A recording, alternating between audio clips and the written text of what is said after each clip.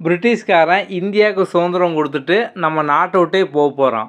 இப்போ இந்திய மக்கள் எல்லாருக்கும் ஒரே கேள்வி தான், இனி இந்தியாவை யார் ஆள போகிறாங்க, நம்மளை எப்படி ஆள போகிறோம், என்ன பண்ண போகிறோம் அப்படிங்கிறதான். ஆனால் நம்மளோட தலைவர்கள் எல்லோரும் பார்த்தோம் அப்படின்னா பிரிட்டிஷ்காரன் போகிறதுக்கு முன்னால் அவன் 1947 நமக்கு சுதந்திரம் கொடுத்துட்டு போகிறான். ஆனால் அதுக்கு முன்னாலே பார்த்தோம் அப்படின்னா இந்தியாவை நம்ம தலைவர்கள் அடுத்து எப்படி ஆள போகிறாங்க, நம்மளோட சட்டத்திட்டம் எப்படி இருக்க போகுது.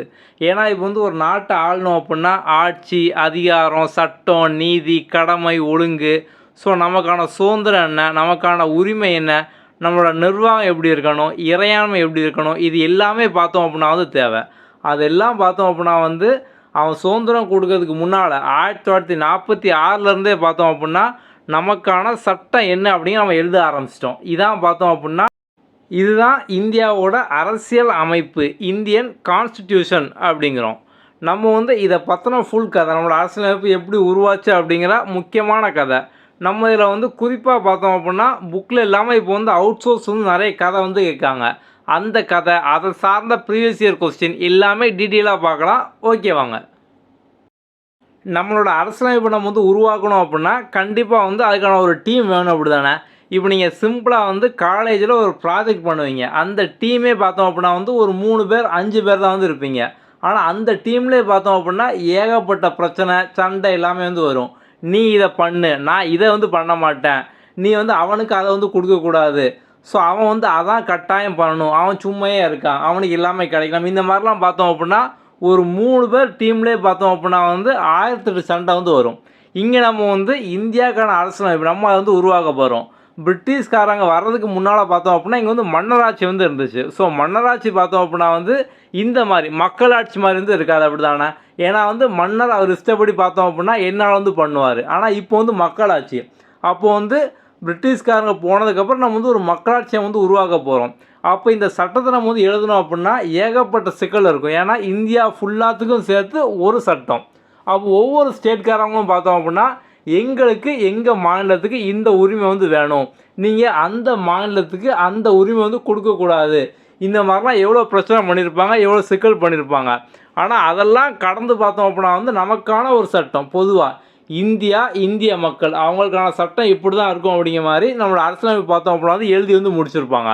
இதுக்காக உருவாக்கப்பட்ட அந்த கூட்டத்துக்கு பேர் தான் பார்த்தோம் அப்படின்னா கான்ஸ்டிடியூஷன் அசம்பிளி, அதாவது அரசியல் நிர்ணய சபை அப்படிங்கிறது. இந்த சபையில் பார்த்தோம் அப்படின்னா 389 பேர் இருப்பாங்க. அதில் மாகாண முதன்மை ஆணையர்கள், சீஃப் கமிஷனர் ப்ராவின்ஸ், அதுலேருந்து பார்த்தோம் அப்படின்னா 3 பேர். அதுக்கப்புறம் மாகாண பிரதிநிதி, ப்ராவின்ஸ்லேருந்து பார்த்தோம் அப்படின்னா 292 பேர்.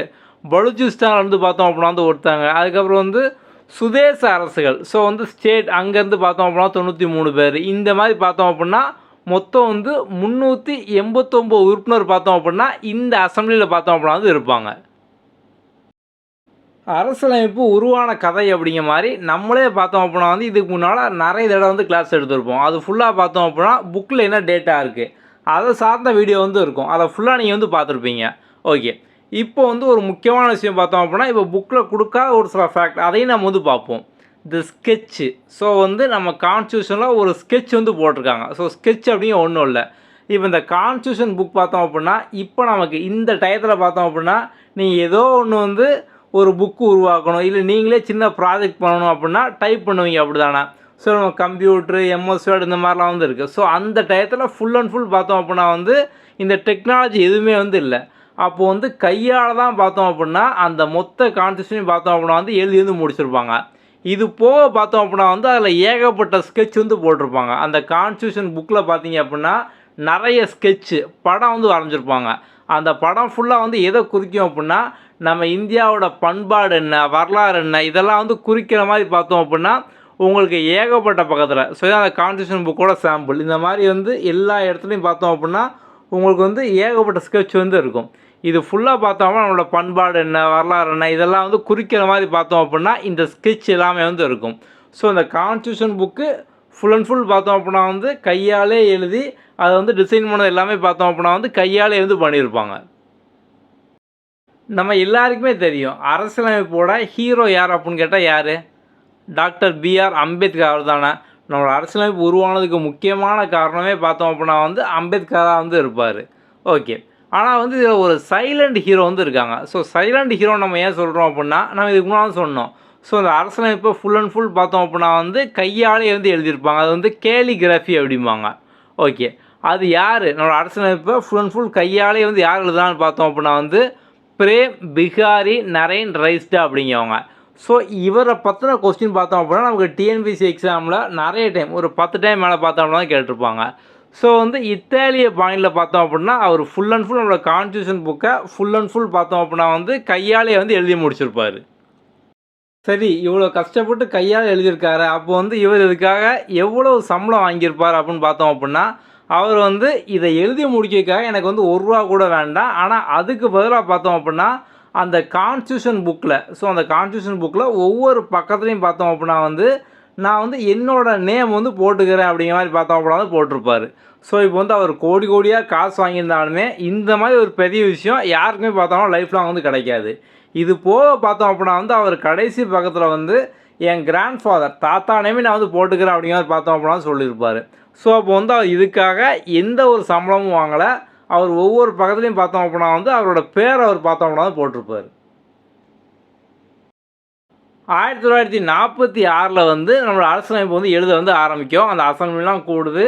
ஏகப்பட்ட மீட்டிங் நடக்கு, செஷன் நடக்கு, சட்டத்திருத்தம் பண்ணுதாங்க. அது வேணும் வேண்டாங்காங்க, மாற்றி மாற்றி எழுதுகிறாங்க. கடைசியாக பார்த்தோம் அப்படின்னா 1949 நவம்பர் 26ஆம் தேதி எல்லாமே முடிஞ்சு நம்மளோட கான்ஸ்டியூஷன் அரசியலமைப்பை நம்ம வந்து ஏற்றுக்கிட்டோம். இதான் நம்மளோட அரசியலமைப்பு அப்படின்னு நம்ம வந்து ஏற்றுக்கிட்டோம். ஸோ இப்படி ஏற்றுக்கிட்டாலுமே அது வந்து எப்போ வந்து செயல்முறைக்கு இந்த சட்டம்லாம் வந்து எப்போ வந்து நம்மளோட நடைமுறைக்கு வந்தது அப்படின்னு பார்த்தோம் அப்படின்னா ஜனவரி 26, 1950. ஏன் அப்போ வந்து நவம்பர் 26 ஏற்றுக்கிட்டாலுமே 2 மாதம் கழித்து வச்சாங்க அப்படின்னா இதுக்கு பின்னால் ஒரு இன்ட்ரெஸ்டிங் ஸ்டோரி வந்து இருக்குது. நம்ம ஜவஹர்லால் நேரு வந்து நமக்கு சுதந்திரம் வந்து 1947 தானே கிடச்சிது. ஆனால் இவர் இதுக்கு முன்னால் 1930 பார்த்தோம் அப்படின்னா வந்து இவராகவே இந்தியாவுக்கு சுதந்திரம் கிடச்சிட்டு அப்படிங்கிற மாதிரி பார்த்தோம் அப்படின்னா வந்து அறிவிச்சிருவார். நமக்கு வந்து பிரிட்டிஷ்காரன் கரெக்டாக சுதந்திரம் கொடுத்து நம்ம நாட்டை விட்டு போனது பார்த்தோம் அப்படின்னா 1947 தான். ஆனால் வந்து ஜவஹர்லால் நேரு 1930 அவராகவே பார்த்தோம் அப்படின்னா நமக்கான முழு சுதந்திரம் கிடச்சிட்டு பூர்ண ஸ்வராஜ் பூர்ண சுதந்திரம் அப்படிங்கிற மாதிரி. ஸோ நமக்கான முழு சுதந்திரம் கிடச்சிட்டு அப்படிங்கிற மாதிரி இவராகவே பார்த்தோம் அப்படின்னா வந்து 1930 பார்த்தோம் அப்படின்னா வந்து இவர் வந்து அறிவிப்பார். அந்த டேட் அறிவித்த டேட்டு பார்த்தோம் அப்படின்னா ஜனவரி 26, 1930. ஸோ வந்து அந்த டேட்டு அந்த பூர்ண ஸ்வராஜ் டேட்டு வந்து அதை நம்ம கொண்டாடுற மாதிரி தான் பார்த்தோம் அப்படின்னா நமக்கு வந்து நவம்பர் 26 நம்மளோட கான்ஸ்டியூஷனை நம்ம வந்து ஏற்றுக்கிட்டாலுமே சட்டமாக எப்போ வந்து செயல்முறைக்கு வந்துச்சு அப்படின்னா இந்த நாள் ஜனவரி 26. ஸோ அந்த ஸ்டோரி நம்ம வந்து இங்கே டீட்டெயிலாக வந்து கொடுத்துருக்கோம். ஸோ வந்து டிசம்பர் 1929 பார்த்தோம் அப்படின்னா வந்து காங்கிரஸ் கூட்டம் வருஷம் வந்து நடக்கும். ஸோ இந்த வருஷத்துக்கான கூட்டம் பார்த்தோம் அப்படின்னா லாகூரில் வச்சு பார்த்தோம்னா நடக்கு. அதோட காங்கிரஸ் பிரசிடெண்ட்டாக பார்த்தோம் அப்படின்னா ஜவஹர்லால் நேரு வந்து இருக்கார். ஸோ வந்து அவர் பார்த்தோம் அப்படின்னா நமக்கான பூர்ண ஸ்வராஜ் பூர்ண ஸ்வராஜ் அப்படின்னா வந்து ஒன்றும் இல்லை முழு சுதந்திரம் அதான் நம்மளோட கோலு. அது நமக்கு வந்து கிடச்சிட்டு அப்படிங்கிற மாதிரி பார்த்தோம் அப்படின்னா முதல்ல டிசம்பர் 31 அதே வருஷத்தில் அந்த 29 டிசம்பர் 31 கடைசி நாள் வருஷத்தில் கடைசி நாள் அன்னைக்கு பார்த்தோம் அப்படின்னா வந்து லாகூரில் ராவி நதிக்கரை அங்கே பார்த்தோம் அப்படின்னா வந்து கொடி ஏற்றுறாரு அந்த மூவண்ண கொடி. ஸோ நம்மளோட ட்ரை கலர் ஃப்ளாக் இதை ஏற்றிட்டு அதுக்கப்புறம் ஜனவரி 26, 1930 பார்த்தோம் அப்படின்னா நமக்கு சுதந்திரம் கிடச்சிட்டு இந்தியா பூர்ண ஸ்வராஜ் அப்படிங்கிற மாதிரி பார்த்தோம் அப்படின்னா வந்து இவராகவே வந்து எல்லாத்தையும் வந்து இன்ஃபார்ம் பண்ணுறார் நமக்கு வந்து சுதந்திரம் கிடச்சிட்டு இதான் நம்மளோட பூர்ண ஸ்வராஜ் நாடு அப்படிங்கிற மாதிரி பார்த்தோம் அப்படின்னா வந்து அறிவிக்கார். ஸோ வந்து ஆனால் ஆக்சுவலாக பார்த்தோம்னா சுதந்திரம் கிடச்சி நமக்கு வந்து 1947 தான். ஆனால் இவர் வந்து ஒரு தடவை இப்படி அறிவிச்சார் அப்படிங்கிறனால நம்ம அந்த நாளை பார்த்தோம் அப்படின்னா அதுக்கப்புறம் பின்னால் நம்மளோட கான்ஸ்டியூஷனை ஏற்றுக்கிறதுக்காண்டி நம்ம அந்த நாள் வந்து வச்சுக்கிட்டோம் அவ்வளோதான். ஸோ அப்போ வந்து ஏன் 2 மாதம் கேப்பு எதுக்காண்டி இப்படி வச்சாங்க அப்படின்னா அதோட பேக் ஸ்டோரி பின் கதை பார்த்தோம் அப்படின்னா வந்து இதுதான். ஓகே, இதில் நமக்கு எக்ஸாம் பாயிண்ட் ஆஃப் வியூ இன்னொரு கொஸ்டின் வந்து கேட்பாங்க நம்மளோட கான்ஸ்டியூஷன் டே என்ன அப்படிங்கிற மாதிரி. அப்போ நம்ம வந்து கன்ஃபியூஸ் ஆகும் ஜனவரி 26 இல்லை நவம்பர். ஸோ வந்து நம்ம வந்து முதல்ல வந்து அந்த அடாப்ட் பண்ணிக்கிற நாள் ஏற்றுக்கிட்ட நாளா அப்படின்னு. ஸோ கான்ஸ்டியூஷன் டே பார்த்திங்க அப்படின்னா அதை ஃபஸ்ட்டு வந்துச்சு பார்த்திங்களா நவம்பர் 26 அதான் நம்மளோட கான்ஸ்டியூஷன் டே. ஓகே. அப்போ கான்ஸ்டியூஷன் டே பார்த்தோம் அப்படின்னா நம்ம முதல்ல ஏற்றுக்கிட்ட நாள் நவம்பர் 26 தான் பார்த்தோம் அப்படின்னா நம்மளோட கான்ஸ்டியூஷன் டே அப்படிமோ. இது வந்து எக்ஸாமில் அடிக்கடி வந்து கேட்டிருக்காங்க. அப்போ நம்மளோட கான்ஸ்டியூஷன் எப்போ வந்து நடைமுறைக்கு செயல்முறைக்கு வந்ததுன்னு கேட்டாங்க அப்படின்னா ஜனவரி 26 எப்போ ஃபோர்ஸுக்கு வந்தது. நம்ம வந்து எப்போ ஏற்றுக்கிட்டோம் அடாப்ட் பண்ணிக்கிட்டோம் அப்படின்னா அதான் முதல்ல நவம்பர் 26. அந்த நவம்பர் 26 தான் நம்ம வந்து கான்ஸ்டியூஷன் டே. ஸோ அரசியலமைப்பு நாளாக நம்ம வந்து கொண்டாடுறோம். ஓகே. ஸோ இப்போ வந்து இந்த 1950 முதல்ல கான்ஸ்டியூஷன் வந்துச்சா, அப்போ வந்து எத்தனை அட்டவணை, எத்தனை பகுதி, எத்தனை ஆர்டிகல் அப்படின்னு கேட்டாங்க அப்படின்னா இது வந்து இப்போ கிடையாது. ஸோ 1950 டேட்டா அதை வந்து கேட்பாங்க. 1950 எப்படி இருந்தது அப்படிங்கிற மாதிரி. அப்போ பார்த்தோம் அப்படின்னா 8 ஷெடியூல் 8 அட்டவணை வந்து இருந்துச்சு. இப்போ ப்ரெசண்ட்டாக பார்த்தோம் அப்படின்னா வந்து நமக்கு 12 ஷெடியூல் 12 அட்டவணை வந்து இருக்குது. அதேமாதிரி அப்போ வந்து 22 பார்ட் வந்து இருந்துச்சு. இப்போ பார்த்தோம் அப்படின்னா வந்து 25 பார்ட் வந்து இருக்குது. அதேமாதிரி அப்போ ஆர்டிக்கல் பார்த்தோம் அப்படின்னா 395 வந்து இருந்துச்சு. இப்போ பார்த்தோம் அப்படின்னா வந்து நமக்கு 445க்கு மேலே பார்த்தோம் அப்படின்னா வந்து இருக்குது. ஓகே. ஸோ இந்த டேட்டா பார்த்தோம் அப்படின்னா அப்போ உள்ள டேட்டா. ஸோ வந்து எக்ஸாமில் 1950 எத்தனை இருந்தது அந்த மாதிரி கேட்டாங்க அப்படின்னா இதான் நம்ம கான்ஸ்டியூஷனோட முகவுரை ப்ரியாம்பிள். நமக்கு இதுலேருந்தே பார்த்தோம் அப்படின்னா வந்து ஏகப்பட்ட கொஸ்டின் வந்து கேட்பாங்க. ஓகே. இப்போ பொதுவாக நமக்கு வந்து என்ன தோணும், பிரிட்டிஷ்காரன் வந்து ஆட்சி பண்ணிகிட்டு இருந்தான், அவன் போயிட்டான். அதுக்கப்புறம் பார்த்தோம் அப்படின்னா வந்து ஈஸியாக இந்தியாக்காரங்க பார்த்தோம் அப்படின்னா வந்து ஆட்சி பண்ண ஆரம்பிச்சிட்டாங்க. அந்த மாதிரி தோணுன்னா அப்படி வந்து இல்லை. ஏன்னா இவ்வளோ சட்டம் போடணும். ஸோ வந்து இதை ஃபுல்லாக பார்த்தோம் அப்படின்னா வந்து எல்லாமே வந்து ஆரம்பத்தில் இருந்து நம்மளோட ரூல் வந்து எப்படி இருக்கணும், ஸோ ஒவ்வொரு ஸ்டேட்டுக்கு வந்து எப்படி இருக்கணும், இந்த மாதிரி ஒவ்வொரு டிபார்ட்மெண்ட் எல்லாமே பார்த்தோம் அப்படின்னா நம்ம கான்ஸ்டியூஷனில் வந்து எப்படி இருக்கும் அப்படிங்கிற நம்ம வந்து டீட்டெயிலாக பண்ணதுக்கு பார்த்தோம் அப்படின்னா 11 கூட்டம் வந்து போட்டிருக்காங்க அமர்வு. ஸோ வந்து 166 நாள் பார்த்தோம் அப்படின்னா வந்து மீட்டிங்கு. ஸோ வந்து இதில் வந்து ஆரம்பத்தில் பார்த்தோம் அப்படின்னா ஒரு சட்டம் வந்து போட்டிருப்பாங்க. அதுக்கப்புறம் இது வேணும் அப்படிங்கிற மாதிரி சட்ட திருத்தம் அமெண்ட்மெண்ட் பார்த்தோம் அப்படின்னா பண்ணியிருப்பாங்க. ஸோ அந்த அமெண்ட்மெண்ட் மட்டும் பார்த்தோம் அப்படின்னா 2473 அமெண்ட்மெண்ட். ஏன்னா வந்து அது வந்து இது வந்து வேண்டாம் அப்படிங்கிற மாதிரி அவங்க வந்து ஃபஸ்ட்டு போட்டதுக்கப்புறம் பார்த்தோம் அப்படின்னா வந்து சேஞ்ச் பண்ணுவாங்க. ஸோ அதில் ஒரு சிலர் பார்த்தோம் அப்படின்னா வந்து அக்செப்ட் வந்து பண்ணுவாங்க. ஸோ அப்போ இத்தனை டேஸ் பார்த்தோம் அப்படின்னா நமக்கு 126 நாள் மீட்டிங் நடந்திருக்கு, 11 செஷனு. அதில் வந்து திருத்தம் எவ்வளோ வந்து முன் வச்சாங்க அப்படின்னு பார்த்தோம் அப்படின்னா அந்த சட்ட திருத்தம் அமெண்ட்மெண்ட் முன் வச்சது பார்த்தோம் அப்படின்னா 2473. அதில் ஒரு சிலர் பார்த்தோம் அப்படின்னா வந்து அக்செப்ட் பண்ணிக்கிட்டாங்க, ஏற்றுக்கிட்டாங்க. ஸோ ஒரே நாளில் நமக்கு பார்த்தோம் அப்படின்னா வந்து இவ்வளோ விஷயம் வந்து நடக்கலை. ஸோ இதுக்கு பல நாள் பார்த்தோம் அப்படின்னா வந்து கிட்டத்தட்ட பார்த்தோம் அப்படின்னா வந்து 3 வருஷம் வந்து ஆயிருக்கும். ஸோ எக்ஸாக்டாக நமக்கு வந்து எத்தனை இயர், எத்தனை மாதம், எத்தனை நாள் அப்படிங்கிற கொஸ்டின் கேட்பாங்க. ஸோ அந்த கொஸ்டின்லேயும் பார்த்தோம் அப்படின்னா வந்து ஒரு ட்விஸ்ட் வந்து இருக்கும். ஸோ நம்ம அதையும் பார்த்தோம் அப்படின்னா இதுக்கப்புறம் வந்து பார்க்கலாம். ஓகே. இந்த கான்ஸ்டியூஷன் அசம்பிளியோட கூட்டம் பார்த்தோம் அப்படின்னா வந்து நமக்கு டிசம்பர் 9, 1946 பார்த்தோம் அப்படின்னா நடந்திருக்கும். ஸோ இந்த கான்ஸ்டியூஷன் அப்படிங்கிற கான்செப்ட் முதல்ல எங்கேருந்து ஆரிஜினேட் ஆச்சு அப்படின்னு பார்த்தோம் அப்படின்னா வந்து யூஎஸ்ஏலேருந்து. ஓகே. இதோட நம்மளோட கான்ஸ்டியூஷன் அசம்பிளியோட டெம்பரரி பிரசிடெண்ட்டாக யார் இருந்திருப்பாங்க அப்படின்னா டாக்டர் சச்சிதானந்த சின்ஹா. அவர் தான் பார்த்தோம் அப்படின்னா ஓல்டஸ்ட் மெம்பர் அப்படிங்கிறனால அவர் தான் பார்த்தோம் அப்படின்னா டெம்பரரி பிரசிடெண்ட்டாக வந்து இருப்பார். அப்போ நம்ம சைலண்ட் ஹீரோ அப்படிங்கிற மாதிரி பார்த்தோம். அவர் தான் கான்ஸ்டியூஷனை கைப்பட வந்து எழுதியிருப்பார், பிரேம் பிகாரி ரைஸ்டா அப்படிங்கிறவர். ஸோ அப்போ வந்து கான்ஸ்டியூஷனோட சூப்பர் ஹீரோ யார், நம்ம வந்து அதையும் அப்ளை சொல்லணும், டாக்டர் பிஆர் அம்பேத்கர். ஸோ இவர் தான் பார்த்தோம் அப்படின்னா டிராஃப்டிங் கமிட்டியோட சேர்மனாக வந்து இருப்பார். இவர் தான் ஃபாதர் ஆஃப் இந்தியன் கான்ஸ்டியூஷன், இந்திய அரசியலமைப்போட தந்தை அப்படிங்காங்க டாக்டர் பிஆர் அம்பேத்கர். அதே மாதிரி வந்து நமக்கு அம்பேத்கர் அப்படின்னால எல்லாருமே வந்து இந்த பாலிட்டி இதில் வந்து நமக்கு வந்து அவர் நல்ல புலமை வாய்ந்தவர், அவர்னால தான் எல்லாமே வந்து ஆயிருக்கு, அவர் தான் தந்தை அப்படின்னு நம்ம வந்து நினப்போம். ஆனால் இன்னொரு சைடில் பார்த்தோம் அப்படின்னா அவர் எக்கனாமிக்ஸ்லேயும் அதே மாதிரி தான் வந்து இருப்பார். அவர் தான் வந்து the problem of the rupee, its origin and its solution அப்படிங்கிற புக்கையும் பார்த்தோம்னா எழுதியிருப்பார். ஸோ இதை சார்ந்து தான் பார்த்தோம்னா நம்மளோட ரிசர்வ் பேங்க், ஸோ நம்மளோட ஆர்பிஐ ஆரம்பிக்கிறதுக்கும் இவர் தான் பார்த்தோம் அப்படின்னா இவரோட ஐடியா தான் ஒரு முக்கியமான காரணமாக வந்து இருக்கும். அதில் அடுத்தது பார்த்தோம் அப்படின்னா வந்து இந்திய அரசியல் நிர்ணய சபை. ஸோ நம்மளோட அரசியல் நிர்ணய சபையோட தலைவர் நம்ம வந்து அப்புறம் டாக்டர் சச்சிதானந்த சின்ஹா அப்படிங்கிற மாதிரி பார்த்தோம். அவர் வந்து முதல்ல டெம்பரரியாக பார்த்தோம் அப்படின்னா வந்து வைப்பாங்க. அதுக்கப்புறம் வந்து யார் வந்து ரியல் பிரசிடென்ட் பார்த்தோம் அப்படின்னா டாக்டர் ராஜேந்திர பிரசாத். ஓகே. அதுக்கப்புறம் வந்து இதோட வைஸ் பிரசிடெண்ட்டாக வந்து ஹெச்சி முகர்ஜியும் விடி கிருஷ்ணமாச்சாரி இவங்களும் பார்த்தோம் அப்படின்னா வந்து இருப்பாங்க.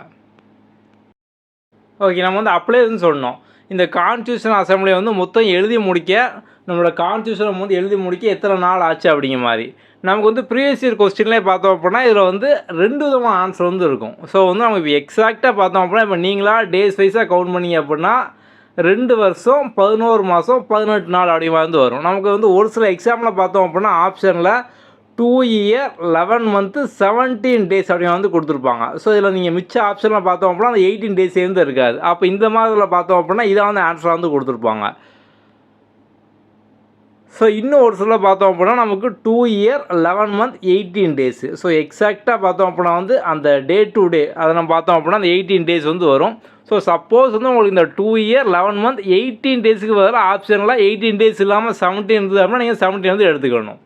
ஓகே. அதே மாதிரி வந்து நம்ம வந்து ஒன்று எப்போ வந்து ஏற்றுக்கிட்டோம், எப்போ அடாப்ட் பண்ணிக்கிட்டோம், இந்த கொஸ்டின் பார்த்தோம் அப்படின்னா வந்து மேட்ச் ஆஃப் ஃப்ளாகில் அடிக்கடி வந்து கேட்பாங்க. நம்மளோட நேஷ்னல் ஃப்ளாகு, ஸோ வந்து தேசிய கொடி நம்ம எப்போ அடாப்ட் பண்ணிட்டோம் அப்படின்னா ஜூலை 22, 1947. அதே மாதிரி வந்து இந்தியா எப்போ வந்து சுதந்திரம் கிடச்சிது உங்களுக்கே தெரியும், ஆகஸ்ட் 15, 1947. அதுக்கப்புறம் கான்ஸ்டியூஷனை அடாப்ட் பண்ணுறது நம்ம வந்து பார்த்தோம் அடாப்ட் பண்ணிக்கிட்டது நவம்பர் 26, 1949. இதான் பார்த்தோம் அப்படின்னா கான்ஸ்டியூஷன் டேவாகவும் அரசமைப்பு நாளாகவும் நம்ம வந்து கொண்டாடுறோம். ஓகே. ஸோ வந்து கான்ஸ்டியூஷனை வந்து சைன் பண்ணாங்கள்ல அந்த நாள் பார்த்தோம்னா ஜனவரி 24, 1950. ஸோ வந்து நேஷனல் ஆந்தம் ஜனகணமன இதை நம்ம அடாப்ட் பண்ணதும் பார்த்தோம் அப்படின்னா அதே நாள் தான் ஜனவரி 24. National song Vande Mataram, so வந்து அதுவும் பார்த்தோம் அப்படின்னா ஜனவரி 24 தான். ஸோ ராஜேந்திர பிரசாத் அவர் வந்து நம்ம ஃபஸ்ட்டு பிரசிடெண்ட்டாக என்றைக்கு வந்து சுதந்திரம் கிடச்சிக்கு அப்புறம் வந்து என்றைக்கு வந்து எலெக்ட் பண்ணோம் அப்படிங்கிற பார்த்தோம் அப்படின்னா ஜனவரி 24.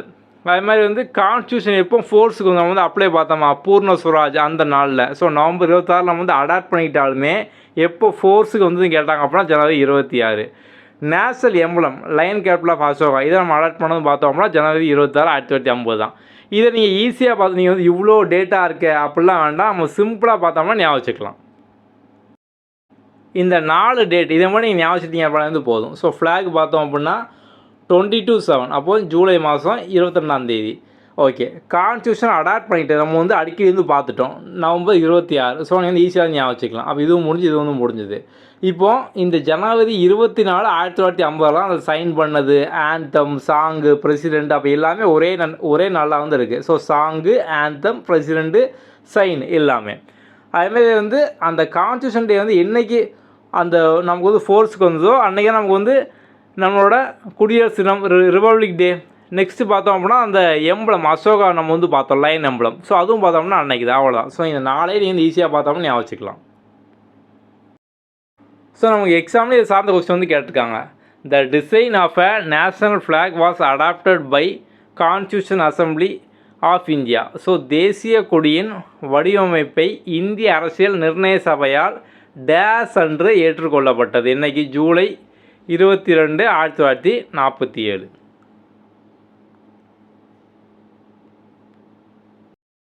அடுத்து who was a chairman of drafting committee of Indian constitution நம்ம வந்து அப்ளை பார்த்தோம். ஸோ வந்து டாக்டர் பிஆர் அம்பேத்கர் தான் பார்த்தோம் அப்படின்னா வந்து father of Indian constitution.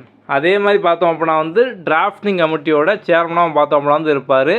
So பாலிட்டியில் மட்டும் இல்லை எக்கனாமிக்ஸ்லேயும் பார்த்தோம் அப்படின்னா வந்து அது அவர் தான் வந்து பெஸ்ட்டாக வந்து இருப்பார். ஸோ ரிசர்வ் பேங்க் ஆரம்பிக்கிறதுக்கு அவரோட ஐடியா முக்கிய காரணமாக வந்து இருக்கும். அவர் எழுதின புக்கு தான் the problem of rupee its origin and solution. So நீங்கள் வந்து ஒரு டேட்டா பார்க்கும்போதே மற்றதெல்லாம் அவருக்கு வந்து ரீகால் பண்ணிட்டீங்க அப்படின்னா உங்களுக்கு லைஃப் லாங் மறக்காது, ஈஸியாக வந்து இருக்கும். The song Vande Mataram was composed in டேஸ் லாங்குவேஜ் பை பங்கிம் சந்திர சட்டர்ஜி. வந்தே மாதரம் என்ற பாடல் டேஸ் மொழியில் பங்கிம் சந்திர சட்டர்ஜியால் இயற்றப்பட்டது. எந்த மொழியில்? சமஸ்கிருத மொழி, சான்ஸ்கிரிட். அடுத்து need for a constitution for free India was first suggested by.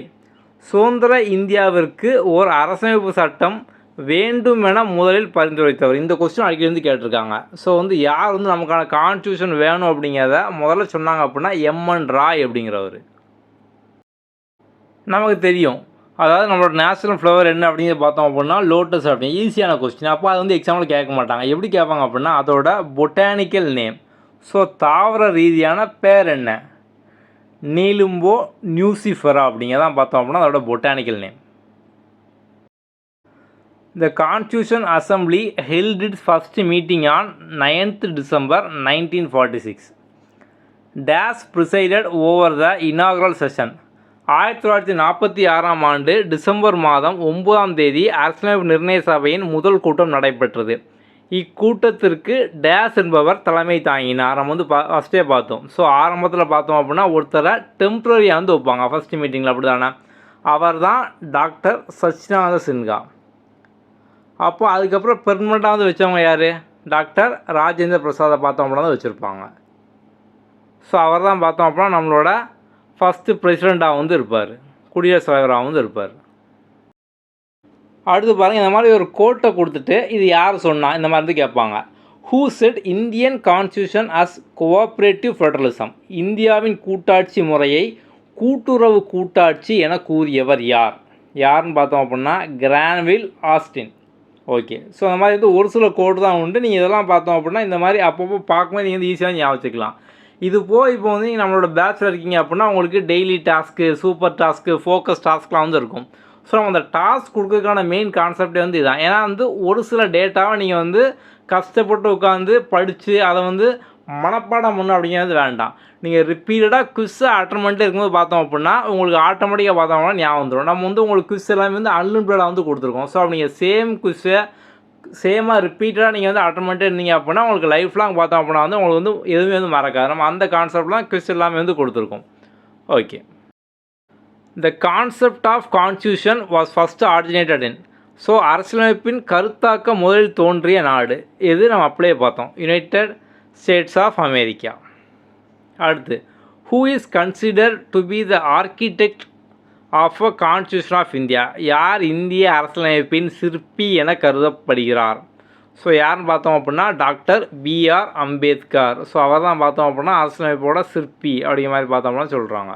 Okay, அப்போ நம்ம வந்து அம்பேத்கர் அப்படின்னாலே அவரை சார்ந்ததெல்லாம் என்னது? ஸோ வந்து அவர் வந்து பாலிட்டியில் மட்டும் இல்லை, ஸோ வந்து ரிசர்வ் பேங்க் ஆரம்பிக்கிறதுக்கும் அவரோட ஐடியா பார்த்தோம் அப்படின்னா முக்கியமான காரணமாக இருக்கும். அவரோட புக்கு பார்த்தோம் அப்படின்னா ப்ராப்ளம் ஆஃப் ரூபி. அதுக்கப்புறம் வந்து டிராஃப்டிங் கமிட்டியோட அதோட சேர்மனாக அவர் தான் பார்த்தோம் அப்படின்னா வந்து இருப்பார். அதே மாதிரி பார்த்தோம் அப்படின்னா வந்து அவர் தான் அரசியலமைப்போட தந்தை, அப்படி தானே. ஸோ ஒரு ஃபேக்டை பார்க்கும்போது அவங்க சார்ந்த மிச்ச விஷயம் நீங்கள் அப்பப்போ லைட்டாக ரீகால் பண்ணிட்டீங்க அப்படின்னாலே உங்களுக்கு லைஃப் லாங் வந்து ஞாபகம் இருக்கும்.